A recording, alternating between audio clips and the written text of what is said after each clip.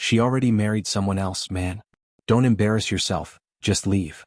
That's what the tall guy in a champagne sherwani said when I arrived, still smelling like disinfectant and adrenaline. My name is Ethan Walker, and 4 hours ago, I was kneeling on a trauma room floor, elbow deep in blood and fear, fighting to keep a 5-year-old boy alive. I was supposed to be at this meeting on time. On paper, it was just a conversation. In reality, it was my only chance to win her father's respect back. The last thread holding my future together. But fate has a way of bleeding into everything. The boy's chest had stopped moving when they wheeled him in. I did compressions until my arms ached. I shouted orders. I called him buddy and champ and whispered promises into his ear. I fought for him like he was mine. And when he stabilized, I sprinted out of the hospital without changing. My shirt was still damp when I reached the hotel. But I wasn't prepared for 20 people from the groom's side forming a wall in the corridor, guarding a door like it held royalty. You missed it, another voice said. She's married now. Move on. I didn't flinch. I'm not here to argue. I need 5 minutes. They laughed. A woman in pearls scoffed, you doctors always think you're important. I tried stepping forward. A shoulder shoved me back. And then I heard it, wheezing. A child's lungs struggling in real time, shallow and panicked. My eyes locked on a boy sitting on the carpet, clutching his chest. Same age. Same look. I dropped to my knees. Hey buddy. Can you breathe?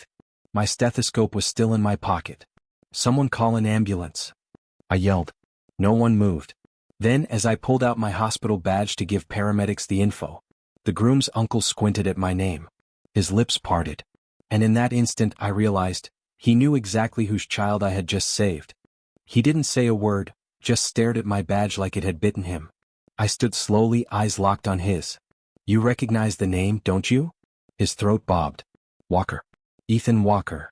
The others began to murmur, but I didn't wait. I followed the EMTs as they wheeled the boy toward the elevator. The groom's uncle stepped aside, but barely. He looked like he'd seen a ghost walk through his family's party. The boy's mother was still sobbing. I handed off the emergency notes to the paramedic, then leaned in. He's going to make it. Just keep him calm. She nodded, trembling. As they disappeared into the elevator, I turned back toward the hallway. The corridor had gone dead quiet, like everyone knew something I didn't. The same uncle who blocked me now approached, slower this time, his posture careful. Where did you say you work? St. Luke's Pediatric Emergency. He winced, like that confirmed a fear he hadn't wanted to voice. You were on call today? I was the attending physician. Why? He didn't answer. Instead, a woman rushed toward him, whispering frantically in Urdu. Her voice cracked. Bachri ka naam Zayan the, wohi bacha the. The child's name was Zion. The man's eyes darted to mine, full of disbelief. The boy you saved, he's not just anyone. I folded my arms. Then who is he? He glanced behind him. Some of the groom's relatives were edging away now, as if distance might soften the fallout. Then he leaned in, voice nearly a whisper. He's the only son of the man who's marrying into this family. The reason this entire wedding happened. My stomach clenched. Before I could respond, the banquet doors burst open. Someone shouted my name. And standing right there in a red veil was her, eyes wide, mouth parted, and a wedding band still warm on her finger. She didn't know what I'd done. Not yet. She froze the second she saw me. Her hand went to her chest, reflex or regret I couldn't tell. The groom behind her turned, confused by the tension humming through the hallway. His smile faltered when he saw me. Then it vanished entirely when he noticed the blood on my sleeves. Ethan, she whispered. I didn't move. Hey Ava. Gasps fluttered through the corridor like dropped glass. Someone muttered, that's her ex. Another corrected them, no. That's the doctor who saved the boy. The groom's uncle, still pale, stepped forward and pulled Ava's father aside. They spoke in low, frantic tones. I didn't need to hear every word. The damage was already in motion. Ava walked toward me, slow and careful, like she was approaching something wild. You saved a boy today? She asked.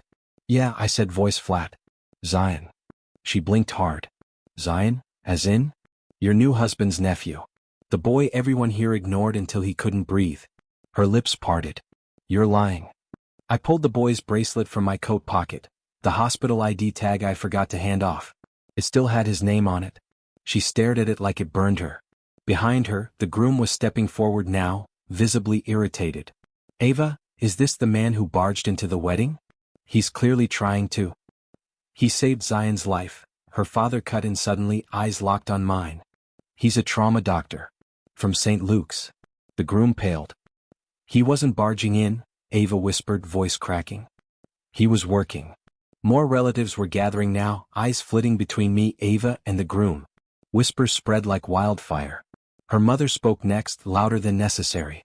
So, the man we humiliated? The one we told to leave? She turned toward me, hesitant. You saved our family's child? I nodded once. While you were busy throwing me out. Ava looked like she couldn't breathe. Then someone's phone buzzed. A video popped open on speaker. It was from the ambulance, Zion's mother, sobbing, thanking the doctor who saved her son. She said my name. Loud and clear. And then Ava's husband did the one thing that turned the whole tide. He cursed.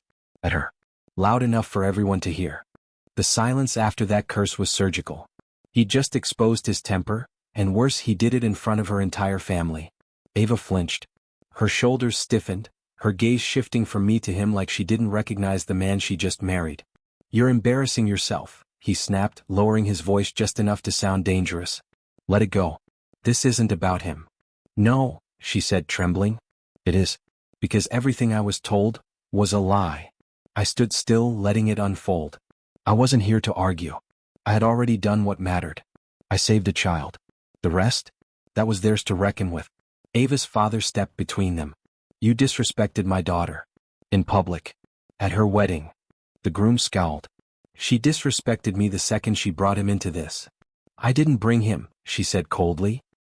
He came because he saved a child's life. While we were busy pretending we were better than him. The murmurs grew louder. Faces shifted. Lines were being drawn. That's when the groom's uncle returned from a phone call, his expression pale. The boy's father just landed, he said gravely. He's demanding to speak to the man who saved his son. Personally. Everyone looked at me. I didn't flinch. Tell him I'm at the hotel.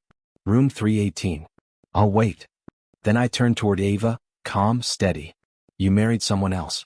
I respected that. But I saved your nephew because he deserved a chance to breathe. Not because I wanted this. She nodded slowly, tears in her eyes. I know. As I walked toward the elevator, the groom muttered something behind me. Something sharp. Something cruel. But I only paused when I heard glass shatter. I turned around, and saw Ava's wedding bangle cracked in half on the floor.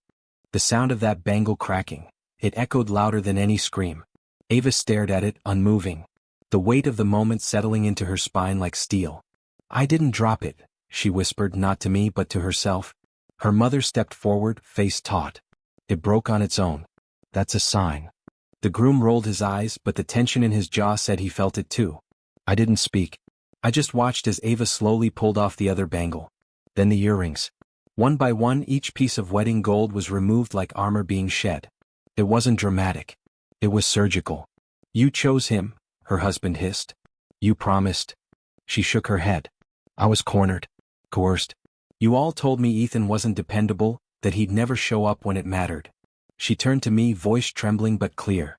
But you did. I exhaled slowly. I didn't come to prove anything, Ava. I came because I'm a doctor.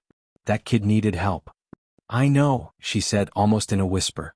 And I needed to see who you really are.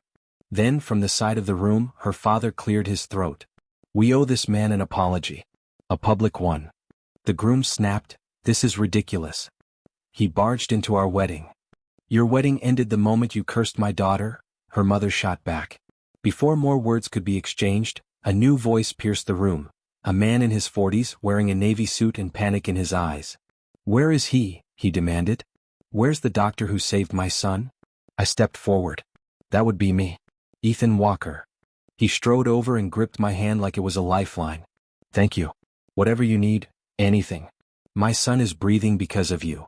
Then he looked around at the silent crowd and asked the one question that stopped everything. Why the hell were you standing outside? And every face turned toward the groom. The groom flinched like the question had hit him physically. I asked you something, the boy's father repeated, his voice calm, but beneath it, a thread of fury. Why was the doctor who saved my son blocked from entering? No one answered. He scanned the room. Was he trying to crash the wedding? No. Was he shouting, threatening, making a scene? He looked at me. Were you? I shook my head. Just asked to speak with someone. They told me I was too late. That she married someone else and I should disappear. Ava's mother spoke next. They formed a wall. Told him he wasn't welcome. Mocked him. Her voice cracked with guilt. We all did. The man turned to the groom, eyes narrowing. So you're the reason my son could have died in that hallway? The groom stammered. He had no business here. He had every business here, the man roared. He's the only reason my child is alive right now. The air tightened. You're a disgrace, he muttered, loud enough for everyone to hear. A man who curses at his wife in public, lies about a doctor, and blocks someone who saves children. That's who you are. Then, without hesitation, he turned to Ava. If you want out of this marriage, I'll back you. She froze. The weight of the moment sank into her bones. Every eye was on her. She began. But her words caught in her throat as her husband's phone lit up. He picked it up, turned ghost white, and swore under his breath. What is it? Ava's mother asked. He looked up at all of us, like a man already drowning, and muttered. Someone leaked the ambulance video. It's viral. 500,000 views in 15 minutes. And that's when the notifications started lighting up everyone's phones. One by one, phones lit up like wildfire across the room. The groom grabbed his, scrolling with frantic fingers. His jaw locked. Who the hell recorded this? Didn't matter. The video was already everywhere. In it, you could hear Zion's mother sobbing. You could hear my voice, calm and steady. You could see the hotel hallway, the crowd doing nothing. And then, me kneeling beside the boy. His tiny chest rising again. My badge. My name. Comments had started flooding in already. They blocked a doctor from entering while a kid was dying? The groom's family looks like royalty, but acts like trash. Ethan Walker deserves a medal. Ava's father looked around the room, disgusted. This is what we built this marriage on? Ego and lies. Her mother added, what happens when that child grows up and sees this? The groom tried to salvage control. This is being blown out of proportion. You don't even know what. I do, Ava said. And this time her voice didn't shake. I know you lied to me about Ethan. I know you used my grief to manipulate me. I know you wanted status, not love. She looked over at me, her expression unreadable. And I know the man I was supposed to marry never once raised his voice at me. Not even when I left him standing outside. I didn't move. Ava turned back to the guests, then lifted her hand and took off the ring. No more, she said. I won't spend my life apologizing for someone else's cruelty. The groom lunged forward, but before he could speak, Zion's father stepped between us. You should go, he said. Before this gets worse. The groom's voice dropped to a growl. This isn't over. No, I said calmly. But your reputation is. He left in silence. No dramatic exit. No last words. Just the quiet shame of a man who watched his carefully curated empire collapse under the weight of one truth he couldn't control. Everyone saw who he really was. Zion's father turned to me again, extending his hand. You didn't just save my son. You exposed what none of us had the courage to face. I shook it, firm and steady. I wasn't looking to destroy anyone. Just wanted to do my job. Ava stepped closer. And you did. Even when we didn't deserve you. She looked different now. Not because the jewelry was gone or the veil was discarded, but because for the first time in years her voice sounded like her own. I spent so long believing what they said about you. That you weren't reliable, weren't good enough, weren't serious about me. She exhaled. But when everything fell apart, the only one who showed up was you. I let the silence hold, then said, people see what they want to see. Until life forces them to look closer. Her mother approached me, guilt etched into every line on her face. I judged you for not being from a rich family. For not showing up when we wanted you to, but today you showed us exactly who you are.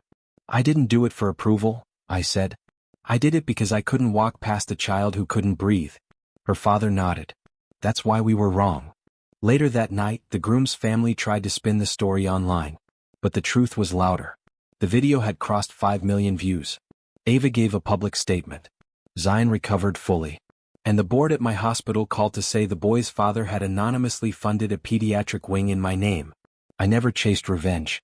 I just kept walking the right road while others tried shortcuts. And that's how, without raising my voice, I ended up with the one thing they could never take back.